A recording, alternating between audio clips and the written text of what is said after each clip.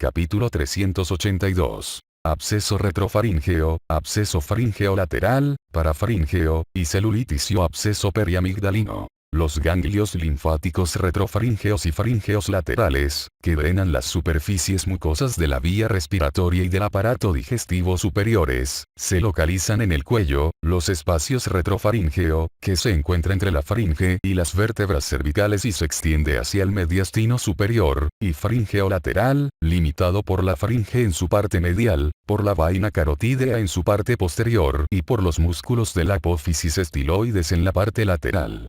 Los ganglios linfáticos de los espacios cervicales profundos están intercomunicados, lo que permite que las bacterias de una celulitis o un absceso ganglionar puedan pasar a los demás ganglios de estas regiones profundas del cuello. Se produce así una infección de los ganglios secundaria a la extensión de una infección localizada en la orofaringe. Los abscesos retrofaríngeos se pueden deber a traumatismo penetrante en la orofaringe, infección dental u osteomielitis vertebral. Una vez infectados, los ganglios evolucionan en tres fases: celulitis, flemón y absceso.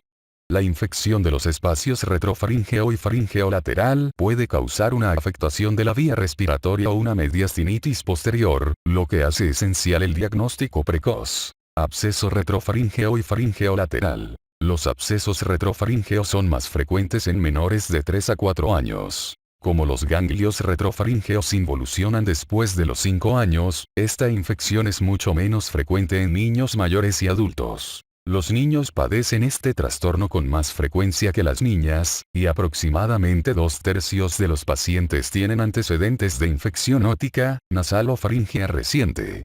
Las manifestaciones clínicas de los abscesos retrofaríngeos son inespecíficas y consisten en fiebre, irritabilidad, reducción de la ingesta por vía oral y babeo. También se puede observar rigidez de cuello, negativa a moverlo o tortícolis. El niño que ya habla podría referir dolor de garganta y de cuello.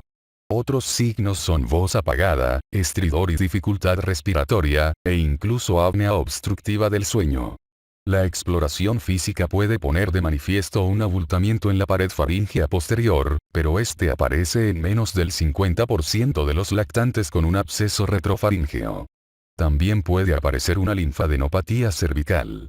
Los abscesos faríngeos laterales suelen cursar con fiebre, disfagia y un abultamiento prominente de la pared posterior de la faringe, que a veces se acompaña de desplazamiento medial de la amígdala. El diagnóstico diferencial lo integran la epiglotitis aguda y la aspiración de cuerpos extraños. En un niño pequeño con una capacidad limitada para mover el cuello también se debe descartar meningitis. Otros diagnósticos diferenciales son linfoma, hematomas y osteomielitis vertebral. La incisión y el drenaje y cultivo de un ganglio abscesificado permite realizar un diagnóstico definitivo, pero la tomografía puede resultar útil para identificar un posible absceso retrofaríngeo, faríngeo lateral o parafaríngeo, figuras 382.1 y 382.2. Con la tomografía se pueden identificar y localizar de forma precisa las infecciones profundas del cuello, pero solo es capaz de detectar con exactitud la formación de abscesos en el 63% de los pacientes. Las radiografías de partes blandas del cuello durante la inspiración y con el cuello en extensión pueden mostrar ensanchamiento del espacio retrofaríngeo o un nivel hidroaéreo en su interior. La tomografía con contraste puede mostrar una zona clara central, un refuerzo con contraste en forma de anillo o un aspecto festoneado de las paredes del ganglio. Se cree que el festoneado de la pared del absceso es un hallazgo tardío y predice la formación del absceso. Las infecciones retrofaríngeas y faríngeas laterales suelen ser polimicrobianas, y entre los patógenos responsables se encuentran estreptococos del grupo A, ver capítulo 183, bacterias anaerobias orofaríngeas, ver capítulo 213, y Staphylococcus aureus, ver capítulo 181.1. En niños menores de 2 años ha habido un aumento de la incidencia de absceso retrofaríngeo, particularmente por Staphylococcus aureus, incluyendo cepas resistentes a meticilina. Se puede identificar una mediastinitis en la tomografía de algunos de estos pacientes. Otros patógenos son Haemophilus influenzae, Klebsiella y Mycobacterium avium intracellulare. Las opciones terapéuticas incluyen antibioterapia intravenosa asociada o no a drenaje quirúrgico. Se puede usar con éxito una cefalosporina de tercera generación combinada con ampicilina sulbactam o clindamicina, que cubre anaerobios. La creciente prevalencia de Staphylococcus aureus resistente a meticilina puede influir en el tratamiento antibiótico empírico. Se ha demostrado que más del 50% de los niños con un absceso retrofaríngeo o faríngeo lateral identificado en la tomografía se pueden tratar sin necesidad de drenaje quirúrgico. Este drenaje será necesario en los pacientes con dificultad respiratoria o que no mejoran tras la antibioterapia intravenosa.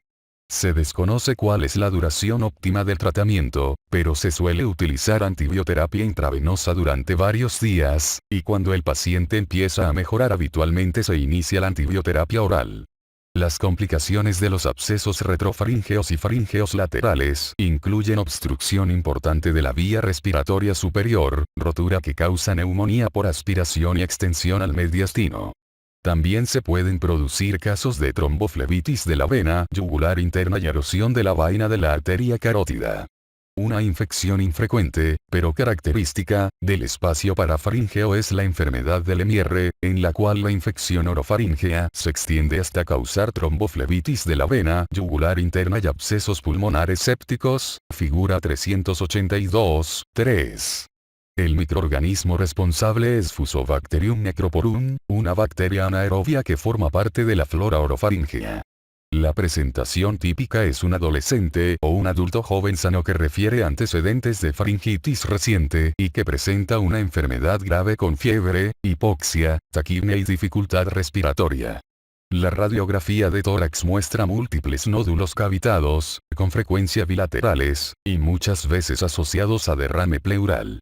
Los hemocultivos pueden ser positivos.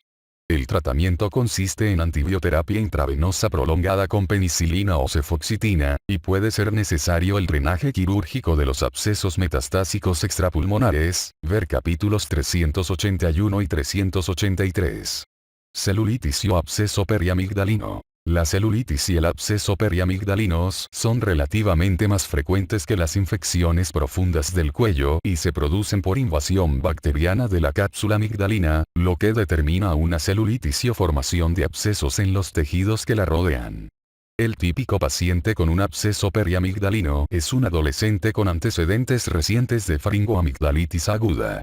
Las manifestaciones clínicas son dolor de garganta, fiebre, trismo y disfagia. La exploración física pone de manifiesto un abultamiento asimétrico de la amígdala con desplazamiento de la úvula. Este aumento de tamaño asimétrico tiene valor diagnóstico, pero en ocasiones se ve mal por el trismo. La tomografía es útil para identificar el absceso. Los patógenos más frecuentes son estreptococos del grupo A y anaerobios orofaríngeos mixtos. Habitualmente en la aspiración con aguja se aíslan más de 4 bacterias por absceso. El tratamiento consiste en drenaje quirúrgico y antibioterapia eficaz frente a estreptococos del grupo A y anaerobios. El drenaje quirúrgico se puede hacer mediante aspiración con aguja, incisión y drenaje o mediante amigdalectomía. La aspiración con aguja se puede realizar en la parte superior, media o inferior de la amígdala para localizar el absceso. Se puede utilizar la ecografía intrabucal para diagnosticar y guiar la aspiración con aguja de un absceso periamigdalino. Cuando el paciente no colabora se puede realizar bajo anestesia general. Aproximadamente el 95% de los abscesos periamigdalinos se resuelve tras la punción y la antibioterapia, aunque en un pequeño porcentaje de los pacientes hay que repetir la punción con aspiración. El 5% de los pacientes en los que el absceso no se resuelve tras la aspiración necesita una incisión y drenaje. La amigdalectomía se debe plantear en los pacientes que no mejoran a las 24 horas de antibioterapia y aspiración, que tienen antecedentes de absceso periamigdalino o amigdalitis de repetición o complicaciones de un absceso periamigdalino. La complicación más peligrosa, aunque sea rara, es la rotura del absceso con la consiguiente neumonitis por aspiración. Existe un riesgo del 10% de recidiva del absceso periamigdalino.